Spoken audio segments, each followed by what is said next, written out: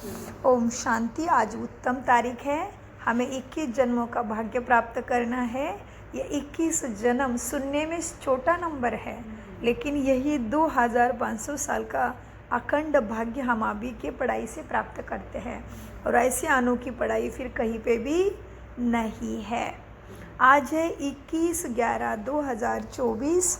महावाक्य है, मीठे बच्चे तुम आप टीचर बन सबको मन वशीकरण मंत्र सुनाना है। मन वशीकरण मंत्र कौन सा है? मन मना भव। यह तुम सब बच्चों की ड्यूटी है। प्रश्न, बाबा किन बच्चों का कुछ भी स्वीकार नहीं करते? उत्तर, जिन्हें अहंकार है, मैं इतना देता हूँ, मैं इतनी मदद कर सकता हूँ, बाबा उनका कुछ भी स्वीकार नहीं करते। बाबा कहते, बच्चे मेरे हाथ में चाबी है, चाहे तो मैं किसी को गरीब बनाऊं, चाहे किसी को साहूकार बनाऊं। यह भी ड्रामा में राज है।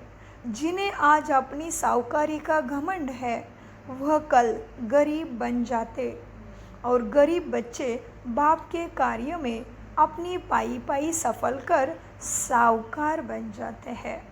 बाबा ने ये गरीबी की बात की है, ये भाव का गरीब, मन से जो गुणी है, थोड़ा भी गुण अंदर है, दुर्गुण नहीं है।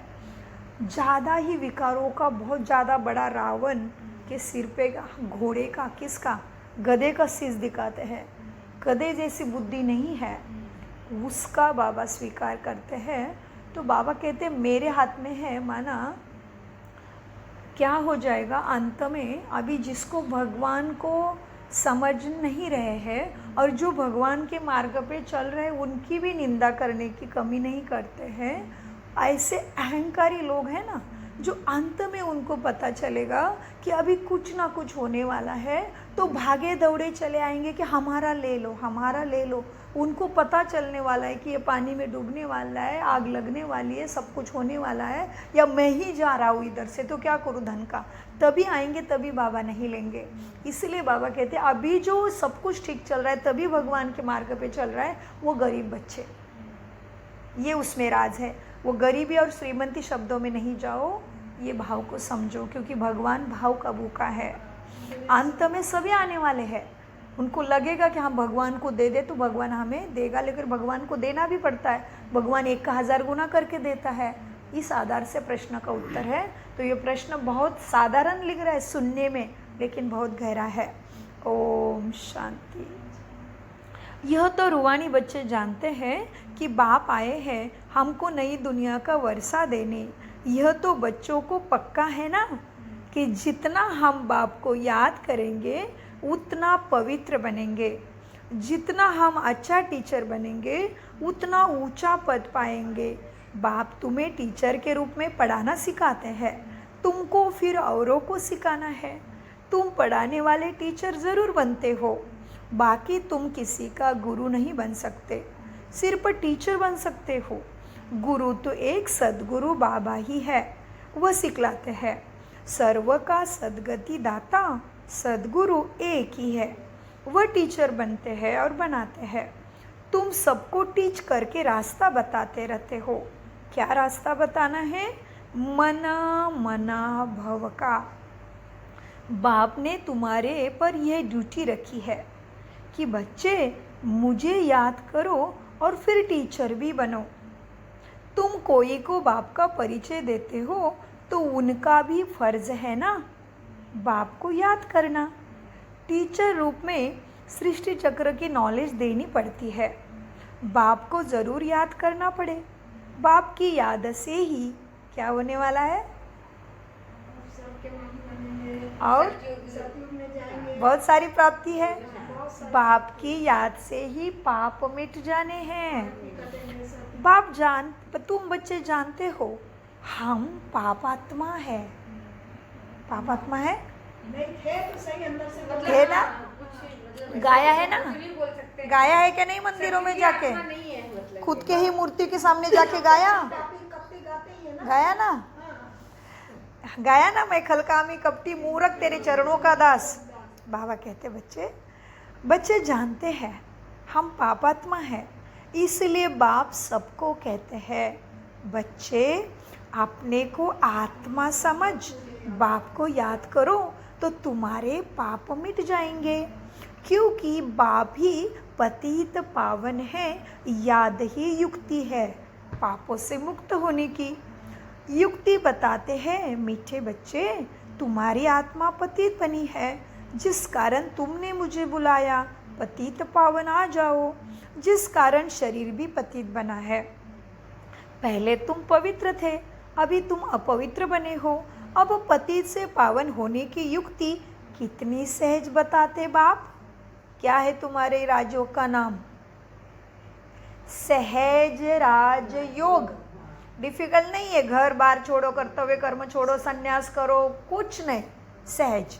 सब कुछ करते करते भगवान को केवल मन चाहिए तुम्हारा, और उसको कुछ नहीं चाहिए। बच्चे पतित से पावन होने की युक्ति तो बहुत सहज समझाते हैं। बाप को याद करो तो तुम पवित्र बन जाएंगे। उठते बैठते चलते बाप को याद करो। वो लोग समझते हैं गंगा स्नान करते हैं तो गंगा को याद करने से पावन बन जाएंगे। ऐसा नहीं है, नहीं तो अभी तक दुख से मुक्त होना चाहिए समाज। बाप समझाते हैं वो गंगा पतित पावनी नहीं है, लेकिन लोग समझते हैं, मनुष्य समझते हैं गंगा पतित पावनी है। लेकिन गंगा को याद करने से पावन कोई बना है क्या? परंतु बाप कहते हैं कोई भी गंगा को स्नान करने से पावन नहीं बन सकते हैं। पानी से जी, पानी से कैसे कोई पावन बनेगा? बाप कहते हैं मैं ही पतित पावन हूँ। हे बच्चों, देह सहित देह के सब धर्म छोड़ मुझे याद करने से तुम पावन ज़रूर बनेंगे। फिर क्या होगा? फिर से अपने घर मुक्ति धाम पहुँच जाएंगे। मुक्ति धाम सुख से पहुँचेंगे, तड़प तड़प के नहीं।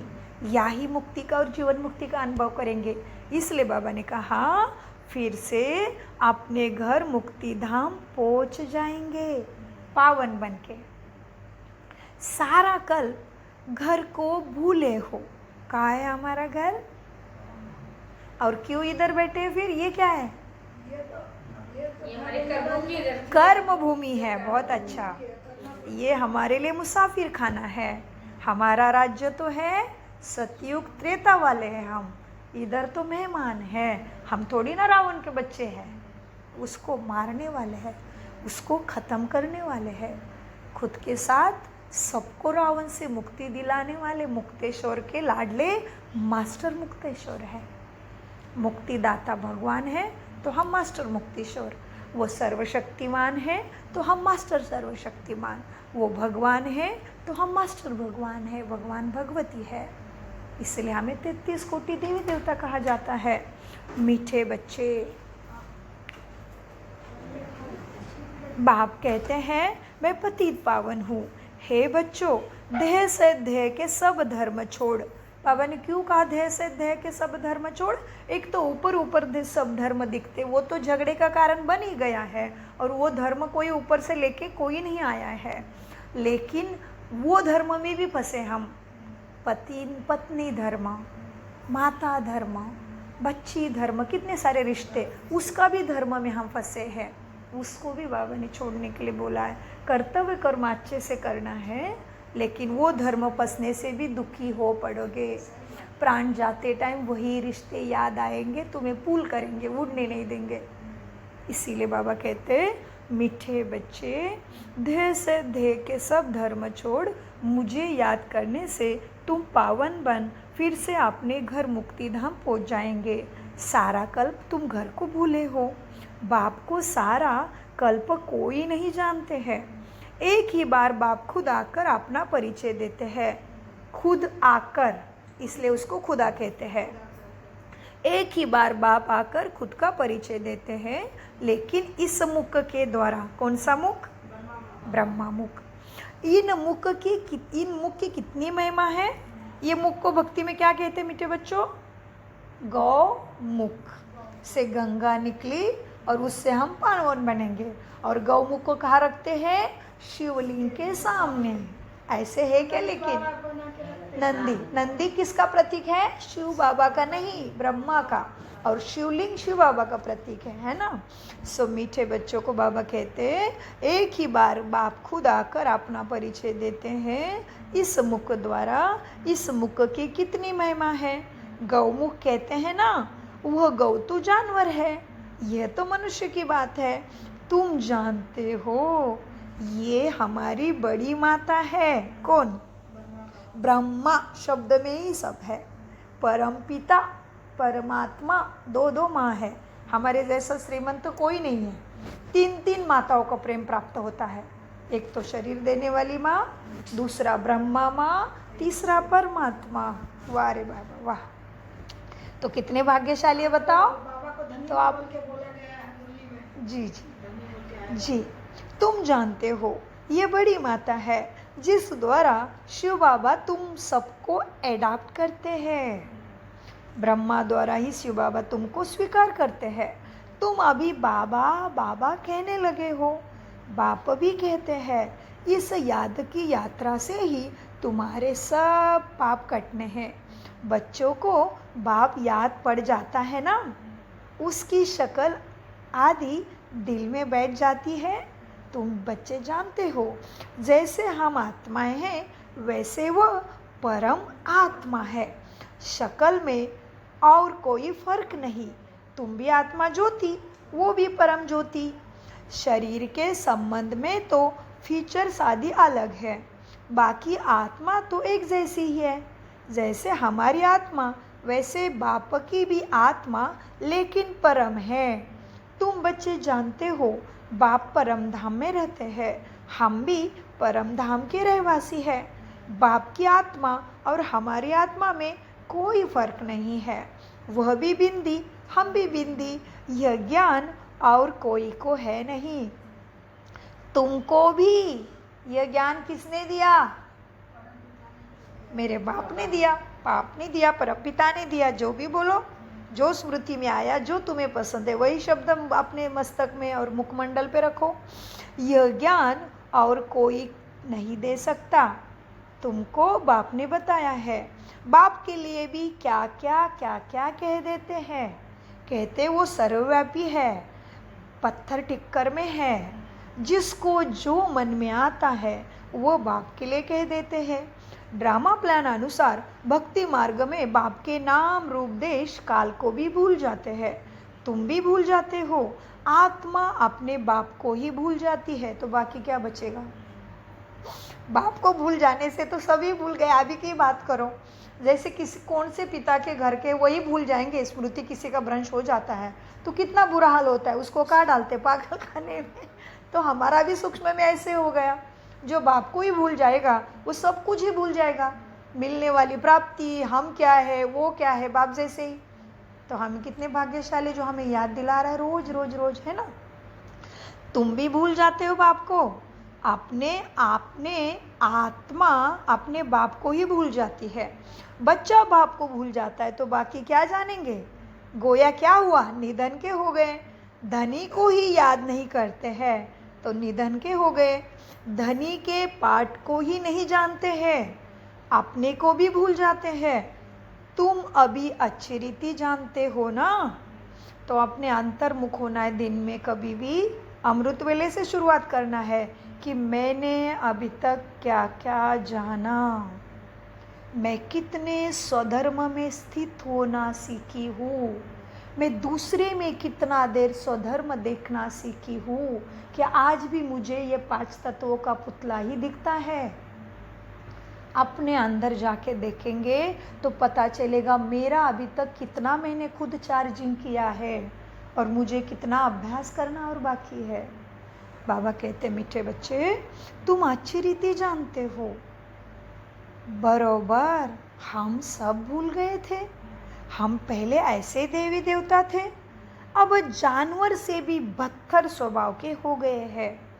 मुख तो हम मुख्य तो हम अपनी आत्मा को भी भूले हुए हैं ना, तो इसलिए आत्मा के स्वधर्म को भी भूल गए।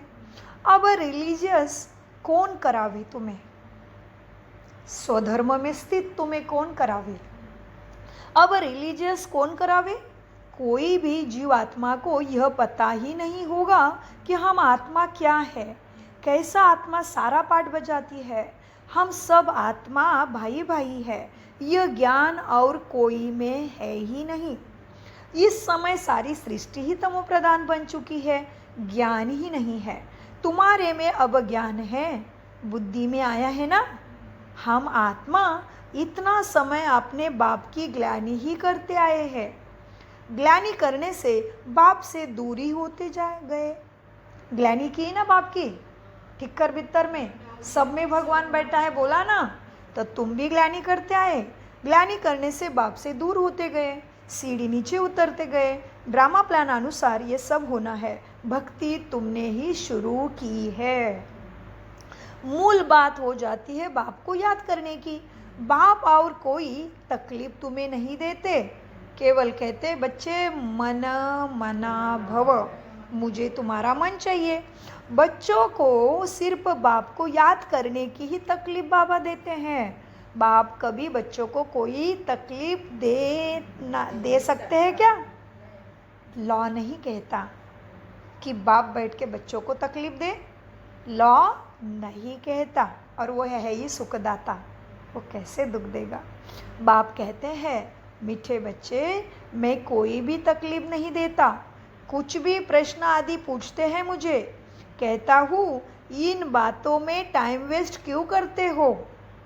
बाबा ब्रह्मा बाबा का भी अनुभव हो सकता ही है, और शिव बाबा भी बता सकते हैं कि कोई बात कभी कभी मन में आती है। अच्छे से ज्ञान में चल रहे थे, कोई प्रश्न आया, किसी पाप कर्मों के कारण आत्मा दूर चली जाती है, अपने ही पाप के खाते में, पुण्य के खाते में घाटा डाल देती है, फिर से उसी दुनिया में टाइम वेस्ट करती है। बाबा ने नहीं कहा वो दुनिया छोड़ो, घर बार छोड़ो, कुछ नहीं कहा है। अति सूक्ष्म इशारे दिए हैं, उसको फॉलो करना है। मुझे केवल मन दे दो तो आसान है ना। ऊपर की बात होती, दिखने वाली बात होती तो भी डिफ़िकल्ट हो जाता। लेकिन घर में ही रहो, जहाँ हो वहाँ ही रहो, मुझे मन दे दो। लेकिन क्या क्या बच्चे क्या करते हैं, फिर प्रश्न निर्माण करते हैं और अपने को ही ज्ञान से दूर रखने की गलती करते हैं। अंत में तो उसको ही पुकारने वाले हैं, भगवान मेरे को ये हो रहा है, वो हो रहा है, उठा ले, नहीं तो ठीक कर ले। मीठे बच्चों, बाप कहते हैं कोई प्रश्न में अपना टाइम वेस्ट क्यों करते हो, बस बाप को याद करो। मैं आया ही हूँ तुमको साथ ले जाने, इसलिए तुम बच्चों को याद की यात्रा से ही पावन बनना है। बस मैं हूँ ही पतित पावन बाप। बाप युक्ति बताते हैं, बच्चे कहाँ भी जाओ बस बाप को याद करना है। 84 के चक्र का राज भी तुम्हें बाप ने समझाया है। अब अपनी जांच करनी है, कहाँ तक हम बाप को याद करते हैं मन से। बस और कोई तरफ का विचार नहीं करना है। यह तो मोस्ट इजी है, बाप को याद करना मोस्ट इजी है। बच्चा थोड़ा बड़ा होता है तो ऑटोमेटिकली माँ बाप की याद करने लगता है ना। तुम भी समझो, हम आत्मा बाप के बच्चे हैं, याद क्यों ना करें। और याद क्यों करना पड़ता है ये भी बाप ने समझाया है। जिसको याद करेंगे उसके जैसा बनते जाएंगे। मन में संग का रंग उतरेगा कि नहीं उतरेगा? जरूर उतरेगा। बाप ने समझाया है याद क्यों करना पड़ता है, क्योंकि हमारे ऊपर जो पाप चढ़े हुए हैं वो याद से ही खत्म होंगे। इसलिए गायन भी है ना, 1 सेकंड में जीवन मुक्ति। जीवन मुक्ति का मदार है पढ़ाई पर, और मुक्ति का मदार है याद पर। पढ़ाई भी ज़रूरी है। जितना तुम बाप को याद करेंगे और पढ़ाई पर ध्यान देंगे, तुम ऊंचे नंबर में मर्तबा पाएंगे पावन दुनिया में, और यह भी जीवन सुखमय हो जाता है। संगम पे भी कोई भी परीक्षा आई तो भी आसान लगती है। पता चलता है मन को बाप बैठा है, मैं क्यों चिंता करूं, जिसका बाप बेटा है और वो है मुक्ते दाता पाप कटेश्वर सुख सागर, वो थोड़ी ना चिंता करेगा। बाप बेटा है ना, तो बाबा इसीलिए कहते बच्चे मैं करण करावन हार हूँ, तुम मुझे अपनी जिम्मेदारी देखे तो देखो। सो मीठे बाबा कहते बच्चे जितना तुम बाप को याद करेंगे, पढ़ाई पर ध्यान देंगे, ऊंचा मर्तबा पाएंगे।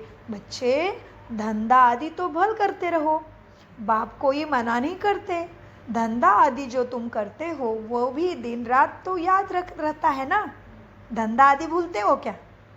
तो अब बाप ये रूहानी धंधा देते हैं कि अपने को सुखमय बनाने के लिए अपने को आत्मा समझ मुझे याद करो, और 84 के चक्र को भी याद करो कि हम ऐसे ऐसे क्यों बने, क्योंकि उतरती कला में आ गए, अभी चढ़ना भी तो पड़ेगा, तो चढ़ने के लिए भी तो कुछ करना पड़ेगा ना।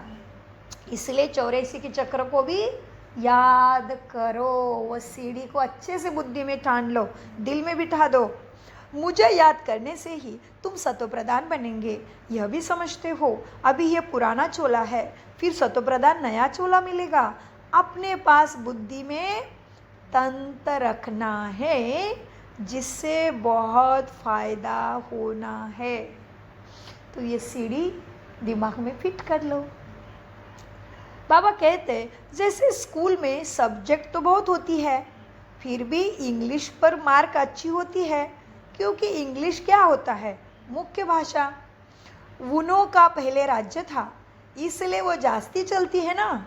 अभी भी भारतवासी कर्जदार है, भला कोई कितना भी धनवान हो, परंतु बुद्धि में यह तो है ना कि हमारे राज्य के जो हेड से है वो कर्जदार है, क्योंकि इंग्लिश का ज़्यादा मान है और इंग्लिश को मुख्य भाषा मानी जाती है, इसलिए बड़ी बड़ी पढ़ाई में इंग्लिश रखते हैं।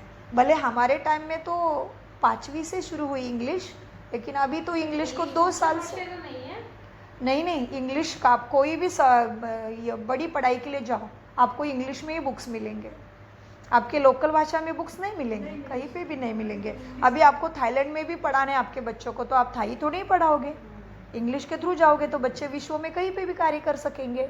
तो इंग्लिश मुख्य भाषा हो गई ना। और हमारे देश में भी देखो ना, और हमारा तो अच्छा हुआ 5वीं कक्षा से इंग्लिश हुआ, हमें तो मेरे विलेज में तो 5वीं से मुझे माँ ने डाला, तब तक मराठी भाषा एक ही सब्जेक्ट आया, वो भी 5वीं से आया मुझे, तब तक मराठी में सारे सब्जेक्ट स्टडी करने पड़ते थे। तो इस तरह से है। तो बाबा कहते हैं, और वैसे भारतवासी कर्जदार क्यों है? क्योंकि हमारे देश में राज्य किया ना उन्होंने, तभी तो इंग्लिश ज़्यादा छोड़ के गए ना। अभी भी भारतवासी कर्जदार है, और ये ब्रह्मा बाबा अपना साकार अनुभव बता रहा है, तभी तो अंग्रेज थे भारत में, तो ये थोड़ा सा बाबा का प्रैक्टिकल एक्सपीरियंस भी हो सकता है। अभी भारतवासी कर्जदार है, भले कोई कितना भी धनवान हो, परंतु बुद्धि में यह तो है ना कि हमारे राज्य के जो हेड्स है वो अंग्रेज़ों के कर्जदार है। गोया हम भारतवासी कर्जदार है। अभी भी तो भारत पे कर्जा है, उनका कर्जा उठाते हैं भारत। गोया हम भारतवासी कर्जदार है, प्रजा जरूर कहेंगे ना हम कर्जदार हैं उनके, यह भी समझना चाहिए। जबकि तुम राजाई स्थापन कर रहे हो, तुम जानते हो हम सभी इन सब कर्जदारों से छूटकर सॉल्वेंट बनते हैं। फिर आधा कल्प हम कोई से कर्जा नहीं उठाते हैं। कर्जदार पतित दुनिया के मालिक है ना। अभी हम कर्जदार भी हैं और पतित दुनिया के मालिक भी है। हमारा भारत ऐसा है, केवल गाते हैं, और हमारा भारत ऐसा था, ये गाते हैं ना। तुम गाते हैं ना, डाल डाल पर सोने की चिड़िया करते थी बसेरा, वो भारत देश था मेरा। चिड़िया माना मनुष्यात्मा, और डाल डाल सोने के माना घर। तुम बच्चे जानते हो हम बहुत साहूकार थे, परिजादी थे, यह याद रहता है। हम ऐसे विश्व के मालिक थे, अभी बिल्कुल कर्जदार और पतित बन पड़े हैं। यह खेल की रिजल्ट बाप तुम्हें बतलाते हैं। अभी तुम रावण के राज्य में कैसे बन गए हो? रावण के मालिक तो नहीं बने, रावण ने तो नौकर बना के रख दिया और ये दुखी हो गए। तो रिजल्ट क्या हुई है? बाप सब कुछ बताते हैं। तुम बच्चों की अभी स्मृति आई है। सतयुग में हम कितने साहूकार थे, किसने तुम्हें साहूकार बनाया था? बच्चे कहेंगे बाबा ने। आपने हमको कितना साहूकार बनाया था बाबा। एक बाप ही साहूकार बनाने वाला है। दुनिया इन बातों को आज भी नहीं जानती। लाखों वर्ष कह देने से सब भूल गए हैं कि भगवान कैसे आके मनुष्यों को देवी देवता बनाते हैं। कुछ भी नहीं जानते हैं। तुम अभी सब कुछ जान गए हो। तो कितना बड़ा सर्टिफिकेट मिला भगवान से। तुम अभी सब कुछ जान गए हो।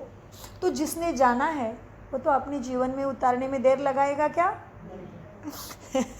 तुम अभी सब कुछ जान गए हो। हम पद्मा पदम साहूकार थे, बहुत पवित्र और बहुत सुखी थे। वहाँ झूठ झूठ पाप आदि कुछ भी नहीं था।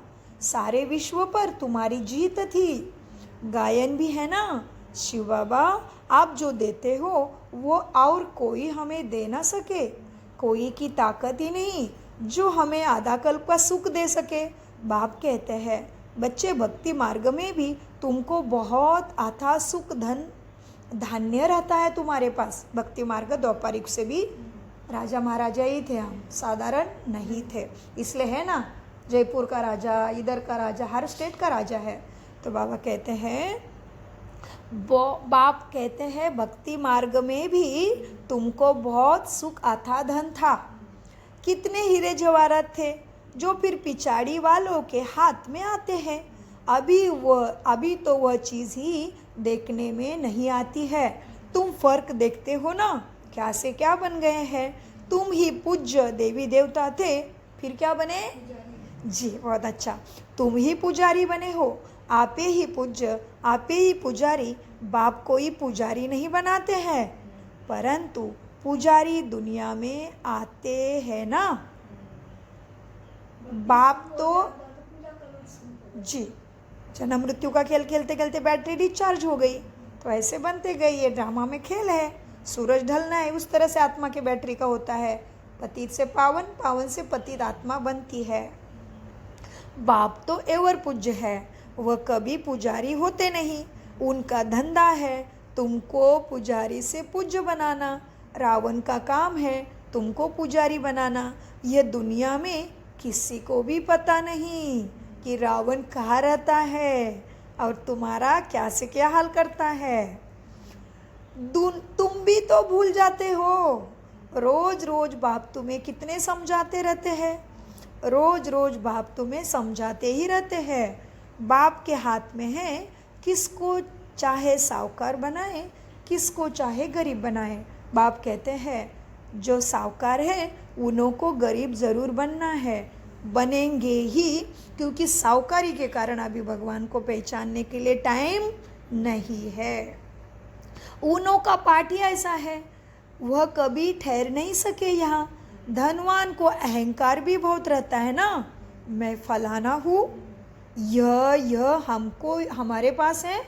घमंड तोड़ने के लिए बाबा कहते हैं यह जब आएंगे ना देने के लिए, तो बाबा कहेंगे अभी धन की यज्ञ को दरकार नहीं है। ये भगवान का यज्ञ चल रहा है। यह धन अपने पास ही रखो, जब ज़रूरत होगी तो फिर ले लेंगे। क्योंकि देखते हैं ना, काम का नहीं है इनका धन, अपना घमंड है इनके पास, भाव नहीं है सच्चा। तो यह सब बाबा के हाथ में है, ना लेना व ना देना। क्योंकि बाबा लेंगे तो उसको देना पड़ेगा, क्योंकि भगवान का कायदा 1000 गुना रिटर्न देता है। बाबा पैसे क्या करेंगे, दरकार नहीं। यह तो तुम बच्चों के लिए मकान बना रहे हैं, आकर के बाबा से मिलकर ही जाना है। सदैव तो यहाँ रहना नहीं है, पैसे की क्या दरकार रहेगी। क्यों, लश्कर व तोप आदि तो नहीं चाहिए हमें। तुम विश्व के मालिक बनते हो, अभी युद्ध के मैदान में हो। तुम और कुछ भी नहीं करते सिवाय बाप को याद करने के। बाप ने फरमान किया है, बच्चे मुझे याद करो तो इतनी शक्ति मिलेगी। यह तुम्हारा धर्म बहुत सुख देने वाला है।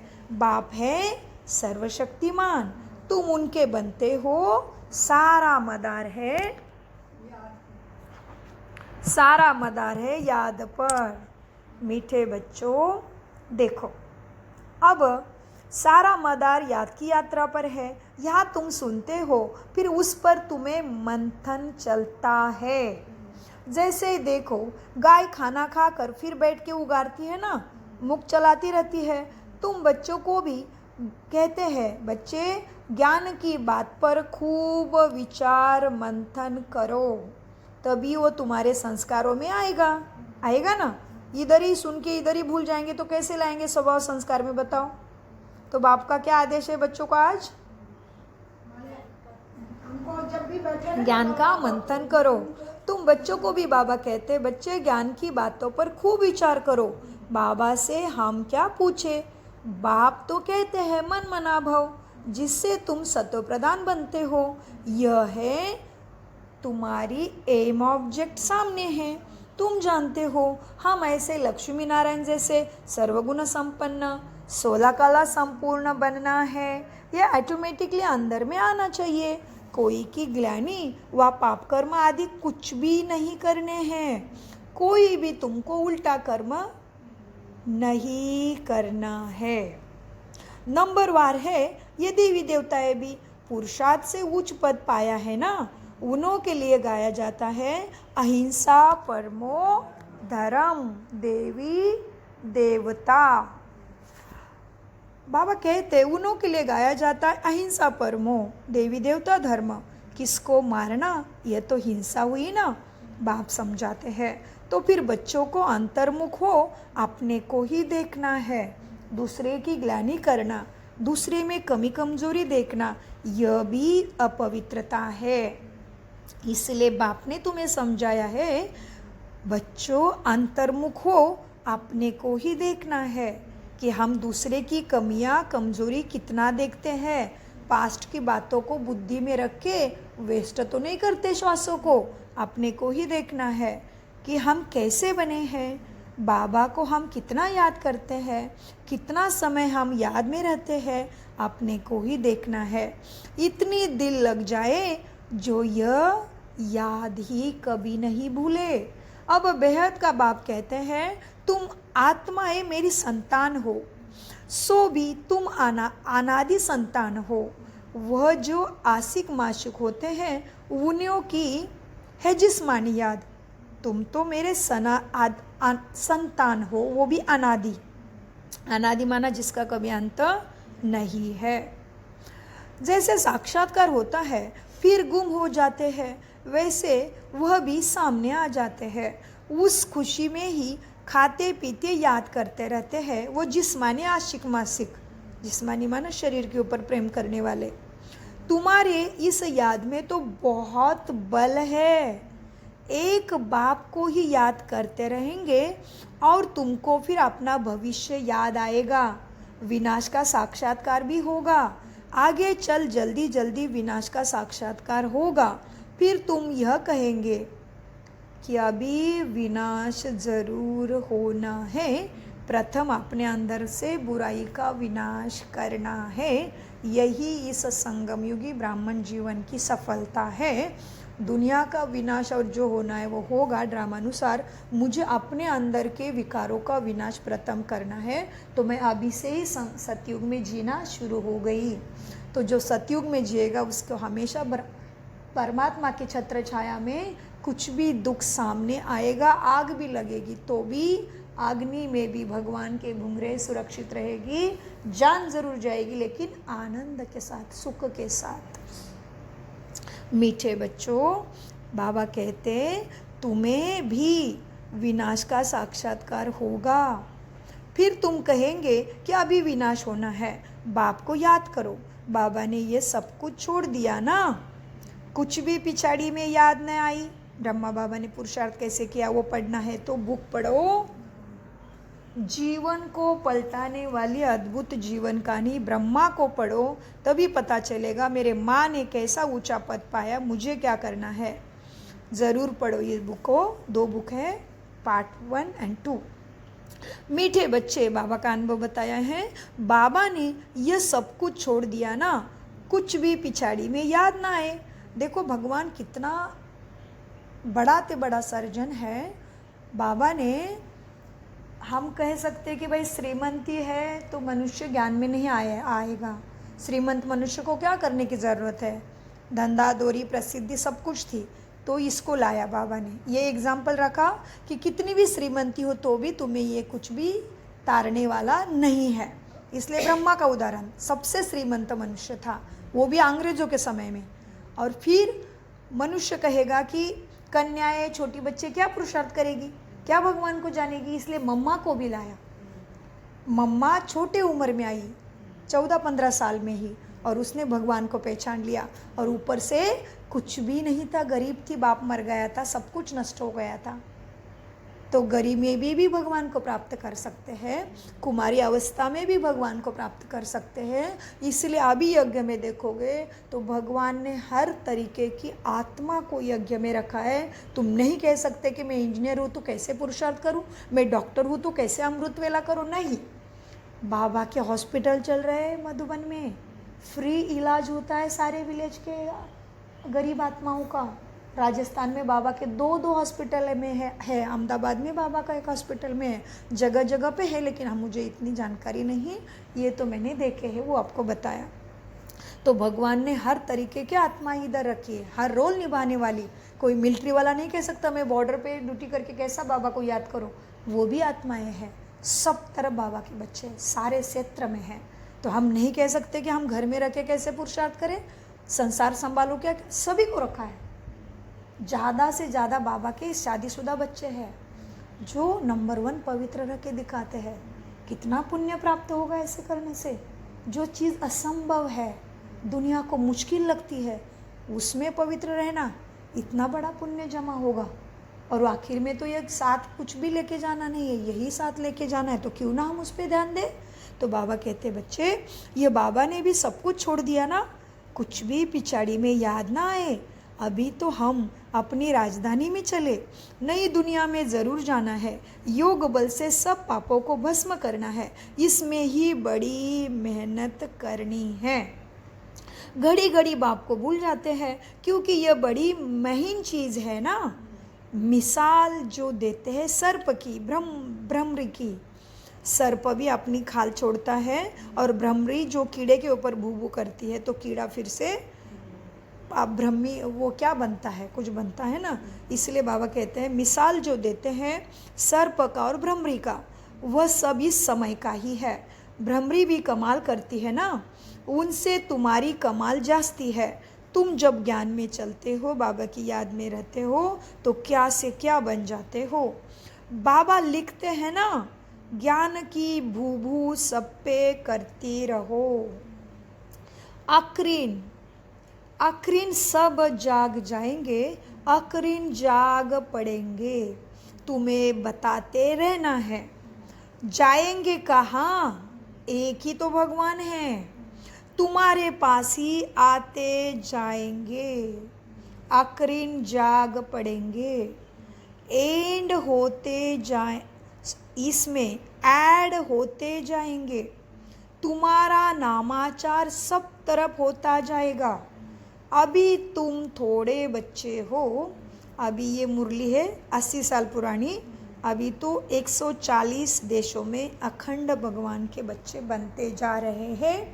नाम जाति पाति सब कुछ तोड़ के बाबा के पास, भगवान के पास सभी आ रहे हैं। अच्छा, मीठे मीठे से खिलते बच्चों प्रति माता पिता बाप दादा का याद प्यार और गुड मॉर्निंग। रूहानी बाप की रूहानी बच्चों को नमस्ते। हम रूहानी बच्चों की रूहानी बाप दादा को याद प्यार गुड मॉर्निंग, नमस्ते प्यारे बाबा, नमस्ते। धारणा के लिए मुख्य सार है, ज्ञान का खूब विचार सागर मंथन करना है, जो सुना है उससे उगारना है, अंतर्मुख हो देखना है कि बाप से ऐसे दिल लग गई है क्या, जो मैं कभी भी उसको ना भूलूं। 2 नंबर की धारणा, कोई भी प्रश्न आदि पूछने में अपना टाइम वेस्ट ना करें, याद की यात्रा से स्वयं को पावन बनाना है। अंत समय में एक बाप की याद के सिवाय और कोई भी विचार ना आए, यह अभ्यास अभी से करना है। वरदान, दृढ़ संकल्प रूपी व्रत द्वारा व्रतियों को परिवर्तन करने वाले महान आत्मा भव। दृढ़ संकल्प रूपी व्रत द्वारा व्रतियों को परिवर्तन करने वाले महान आत्मा भव। वरदान का विस्तार है। महान बनने का मुख्य आधार है पवित्रता। इस पवित्रता के व्रत को प्रतिज्ञा के रूप में धारण करना है, अर्थात महान आत्मा तुम्हें बनना है। कोई भी दृढ़ संकल्प रूपी व्रत व्रती को बदल देता है। पवित्रता का व्रत लेना अर्थात अपने व्रती को श्रेष्ठ बनाना। व्रत रखना अर्थात स्थूल रीति से परहेज करना। मन में पक्का संकल्प लेना तो पावन बनने का व्रत लिया है ना। और हम आत्मा भाई भाई है, यह ब्रदरहुड की व्रति बनाई। इसी व्रति से ब्राह्मण आत्मा महान बन गए हो। स्लोगन, व्यर्थ से बचना है तो मुख पर दृढ़ संकल्प का बटन लगा दो। ओम शांति शांति शांति। मीठे प्यारे बाप दादा का अनगिनत पदम गुना शुक्रिया शुक्रिया शुक्रिया।